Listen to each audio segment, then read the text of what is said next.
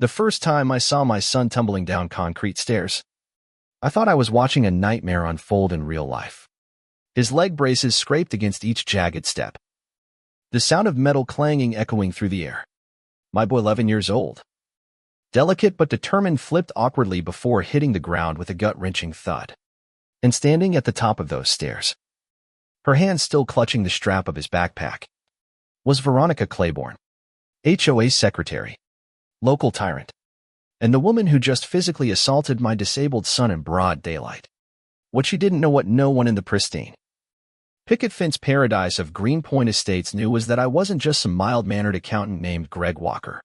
I was Detective Jason Keller, working undercover on a long-running investigation into real estate corruption and HOA collusion. And Veronica had just crossed a line I couldn't ignore. 6 months earlier, I'd moved into this suburb with my wife Laura and our son Ethan. Ethan was born with a rare condition that affects his mobility, so he uses custom braces to walk. We had requested and quietly built a small ramp leading to our front door, barely noticeable, but essential for his independence. It wasn't long before Veronica started making noise about it. She claimed the ramp violated neighborhood aesthetics.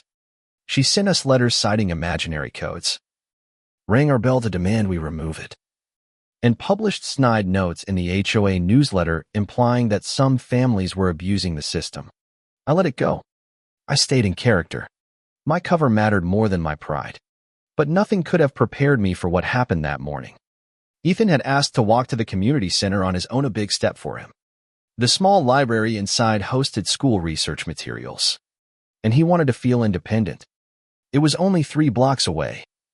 So we agreed. Unbeknownst to him, I followed from a safe distance, as any protective father would. He reached the side entrance and started up the stairs slowly, carefully. That's when Veronica appeared like a thunderstorm on stilettos, clipboard in hand, lips pursed, fury etched across her face. She shouted something about unauthorized use of the facility. Ethan tried to explain about the library, but she cut him off. Then came the shove. She reached forward, gripped his backpack, and yanked. One swift motion. His balance was gone. One foot twisted sideways as his brace caught the stair edge, and he went tumbling down. I ran.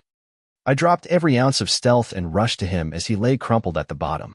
His face was pale, eyes wide with pain. Neighbors gathered. One man shouted, "Lady, what the hell is wrong with you?" Veronica didn't flinch. She sneered.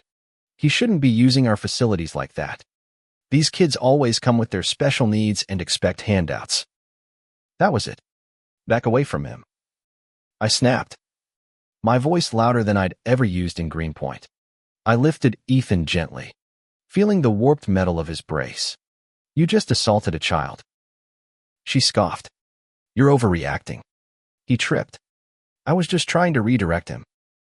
I looked her straight in the eye. "My name isn't Greg Walker. I'm Detective Jason Keller. And you just made the biggest mistake of your life." That silenced her. The ambulance came fast. Paramedics confirmed Ethan's leg wasn't broken, but the brace was ruined. Laura met us at the hospital, panic melting into fury. We tried to focus on Ethan, but beneath it all, my rage simmered. I had already suspected the Greenpoint HOA of funneling funds from inflated improvement projects into a shell company. Veronica's name showed up repeatedly in suspicious ledgers. Now it wasn't just financial misconduct, it was physical violence. And I had more than enough reason to escalate. I returned to the HOA building later that week. I had planted a small recorder during a previous board meeting, hidden behind a loose vent panel. When I retrieved it, Veronica caught me. "What do you think you're doing?" she hissed. "Gathering evidence," I said flatly, "for the charges I'm pressing." She blanched, but didn't back down. "You think anyone will believe a liar with a fake name and a sob story? You and your son are a burden. This HOA doesn't exist to accommodate every sad case that rolls in." Her words made my stomach twist. But what came next chilled me deep. A letter in our mailbox. "Drop the charges or the ramp comes down. Greenpoint isn't your charity. Intimidation. Retaliation. Witness tampering. She wasn't just a heartless bureaucrat, she was a dangerous manipulator willing to threaten a disabled child. I coordinated with the local PD and the district attorney. We filed formal assault and intimidation charges. Meanwhile, I passed along the recordings and financial documents. Veronica had been skimming from a fund labeled Accessibility Projects, using fake contractor invoices and padding costs. She had ties to a luxury developer who wanted to bulldoze nearby wetlands for a private golf resort. The plan was to hike HOA fees, squeeze out families needing special accommodations, and sell the land. Ethan's ramp and medical needs symbolized everything she saw as a drain on her cut of the profits. At the preliminary hearing, Veronica's lawyer claimed Ethan fell on his own, but a neighbor had captured grainy phone footage of her yanking his bag. When it played in court, even the judge winced. Veronica stood there in a designer suit, clutching her clipboard like a sword, never once showing an ounce of remorse. Her supporters, other board members who likely had their own skeletons, stood behind her, whispering. I wanted to scream, but I didn't. I let the evidence speak. The judge ruled there was sufficient cause to proceed. She was released on bail, but banned from approaching our family. She broke that rule in spirit, sending HOA notices about our landscaping, trying to provoke us. Then came her emergency HOA meeting in ambush. She printed out screenshots, partial reports, twisted fragments of my undercover record, claimed I was an imposter with a vendetta. I stood up. You're right. I haven't been honest. But I was never your neighbor. I was here to investigate corruption. And you just handed me everything I needed. A gasp filled the room. Then another voice rose, Tom Garvey, a former board member who had resigned suddenly months earlier. He confirmed it all: threats, kickbacks, fake audits. She bullied anyone who didn't play along. He said that was the turning point. Within a week, detectives seized HOA records.